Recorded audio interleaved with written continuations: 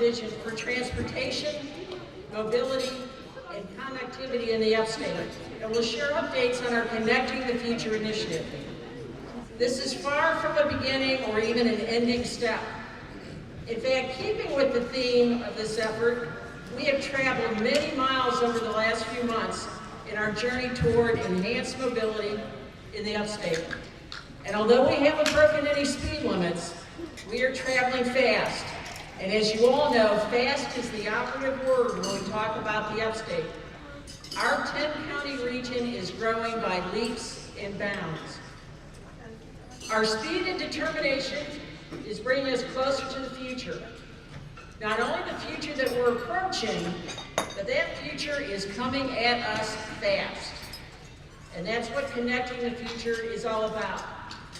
Connecting. And I like to think of that as the ultimate collaboration.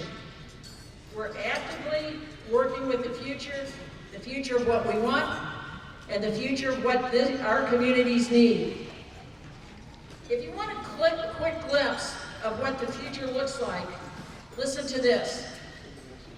In the next 2 decades, by 2040, more than 1.75 million people will live in the upstate's 10 counties.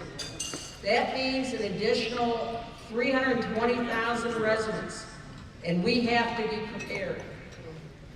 The past few months, we've had an advisory committee comprised of stakeholders representing education, transit, local governments, economic development, and many organizations that, like healthcare, conservation groups, and businesses, have been working with us around that commonality about how to advance mobility and transportation in the upstate.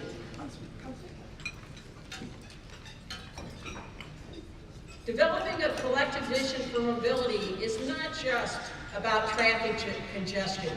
Many of us travel I-85 every day and see that.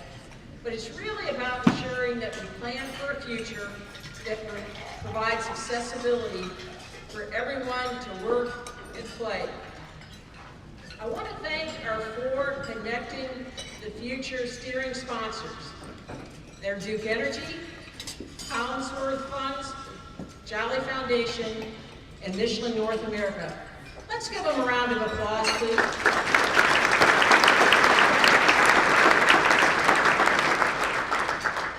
I also want to recognize and notice all the business and nonprofit and local government partners listed in today's program. It's an impressive list, and they have been working hard to represent your concerns. So I want to thank you all. I also want to thank our wonderful 10 at the top staff, Dean Hybl, our executive director, and our program managers, Addie Nottingham and Dewey Evans. On your table, you will see a copy of Greenville Business Magazine, and I want to thank their staff for the latest State of the Upstate report. Connecting the Future is on the cover, and there are copies for you to take home and share those stories with your friends and your family. Now I'd like to get this program going, and our presenting sponsor is Duke Energy. They are represented today by Linda Hannon, who is no stranger to any of us in the room. As a district manager for government and community relations in South Carolina for Duke Energy, Linda has done an amazing job bringing people together and creating new opportunities. So welcome my friend, Linda Hannon.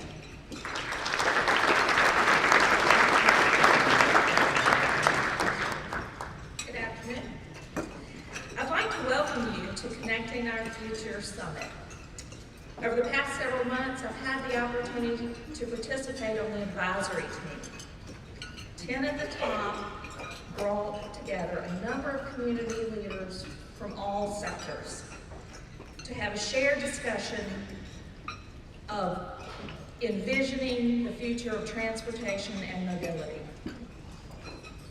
Having a diverse group of stakeholders in the room proved to be a great forum for us to discuss the challenges of mobility in our community and how to balance the region's economic competitiveness with the quality of life that we've come to know.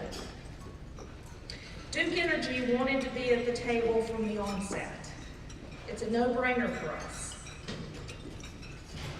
economic development, and improving the health and strength of the communities that we serve. At Duke, our goal is to lead by example. Our commitment to reducing carbon emissions goes beyond using cleaner energies such as wind and solar. We are currently changing our fleet out to more electric and hybrid vehicles.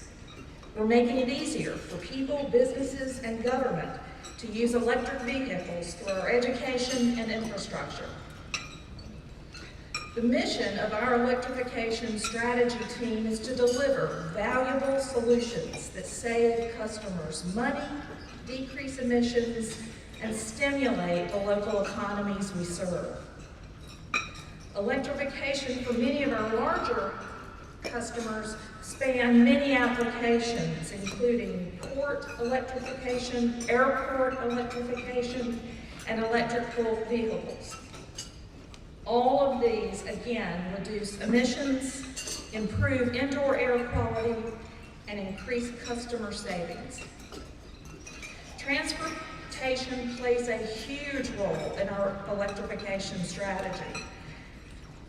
Our research and pilot programs include electric vehicles, buses, fleet vehicles, delivery vehicles, medium to heavy duty trucks, non-road vehicles such as forklifts, ports, locomotives, and airport ground support vehicles.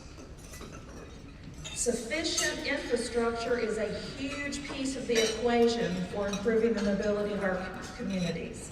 We are constantly assessing our infrastructure at Duke and are currently looking to pilot several programs throughout the state to provide electric charging stations in the communities we serve. At Duke, we understand the importance of the mobility initiatives. We know how mobility impacts the communities where we work, live, and play. Again, let me welcome you to the summit and thank you for joining the Connecting Our Future discussion. Thank you, and thank you, everybody. And certainly, this is kind of a working program, so we know folks will be eating as we go through. But if we could start beforehand, I know some have already partaken, which is fine, but if everyone would please bow their heads so we can do a brief invocation. Thank you for this chance to gather. Please provide us with wisdom, with support, with recognition that we are on a journey as a community. Help us to know how we move forward together and to do all the things that you have allowed us in our community to do. Please bless this food to the nourishment of our bodies. In your name we pray. Amen.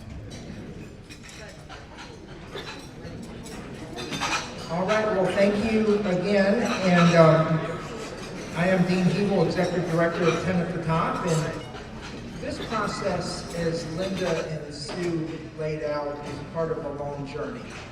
And you can't really, or you know, as I've heard Herb Welling say, but I know he stole it from our good friend and mentor, Yogi Berra. He said, if you don't know where you're going, any road will get you there. And so what's key in our region is to have good information so that we go where we want to be as an upstate. And about 2 years ago, Upstate Forever, in partnership with 10 at the Top, the Raleigh Institute, Hollingsworth Funds, and others, began a process to model future growth and land use in the upstate region. We knew we're growing, but we had never really quantified exactly how that looked for the upstate region. And so what you're seeing here in this slide is just one piece of a very significant year-long modeling and conversation that happened. And the bottom line is, as it relates to land use in the upstate region, we need to do some things differently, or we will not have the region that we all love and adore and are glad to live in when it comes to some of the key elements of our community. So think about this. From the beginning of time, to 2015. Okay, that's a pretty long stretch of time. We have developed in our region for land use 725 square miles. Okay, that's for housing, that's for manufacturing and industry and business, that's for homes, that's everything, roads, everything that's been developed in our region, 725 square miles. According to the modeling, between 2015 and 2040, which is 25 years, we could use another 920 square miles to accommodate another 300,000 people in our region. Now, I wasn't a math major in college, I'm not a planner, but I know that's not very good. So, the question has been, how do we change that dynamic? What do we do differently? And so, Upstate Forever and many others, those doing comprehensive plans in our communities, are working on the land use piece and looking at how we can change that dynamic. But we all know that another dynamic of that is transportation. If you disconnect where people live from how they get to place, then you're going to create kind of that sprawl that we have in the upstate region. So as we moved forward and Upstate Forever took on their important role in the post Shaping Our Future effort, we at Hannon said, well, maybe we should bring together folks and start looking at some elements around transportation and the role transportation plays in how we grow as a region. And so we did that, and starting a little over a year ago, in June actually, we started bringing together some of the providers of transportation from the upstate. And this picture is one of my favorites because this is from one of the very first meetings of that group, and you see some of the groups that were early adapters and funding partners of this process. And this group had a lot of energy and interest and said, we want to do something, we want to make a difference. And so what came from that was an event held right here in October of last year that was the Connecting Our Future kickoff. And many of you were probably in the room for that event. And that was a day where we really wanted to assess where we were as a region and where we wanted to go as it related to transportation in the upstate. You know, what are our challenges? What is the dynamic today? And is there an opportunity or way to change that? And so it was a great event. We had Carla Balo, who was at the time with Ohio State University in Columbus, Ohio, that received a large grant for being a smart city. And she really gave us some great wisdom. We'll talk a little bit about some of those nuggets throughout the day. But it led to the recognition that what we needed was a vision for transportation and mobility in the upstate region. We had all these groups working on things, but we were all working mainly on our own. Occasionally we would collaborate, but it was not on a regular basis, and we didn't really have kind of a shared, strategy or visions that we're trying to go to. So that's what this group said we need. And it was very interesting, just 2 weeks ago in the Greenville News, there was a headline that said we don't have transportation vision in Greenville, in the upstate. And I think everybody who's in that room would agree. And that's why this process is happening. Not that we don't need multiple, elements of things, but we recognize that we've got all these people working, but we don't really have a vision of how or where we can go. So this group really kicked that off. And then from that, we had the event and found some funding partners who helped us go through this process that we're doing now. And I want to especially thank our 4 steering level sponsors. You met Linda with Duke Energy, Michelin, Collinsworth Funds, and the Jolly Foundation have been engaged with this process and helped us to get where we are today and move forward. We have some other business partners you can see who have been great. And then what was great is all of the providers and supporters from nonprofits and institutions who have been part of getting us to this point. So this has really been a collective effort. And so the process so far, as I mentioned, we started with the October kickoff event. We formed our advisory committee. And at this point, I would like, it's in your program, but we have an advisory committee and a technical committee of folks who have really led this process. And at this time, I'd like for everybody who's been part of one of those committees to please stand and be recognized.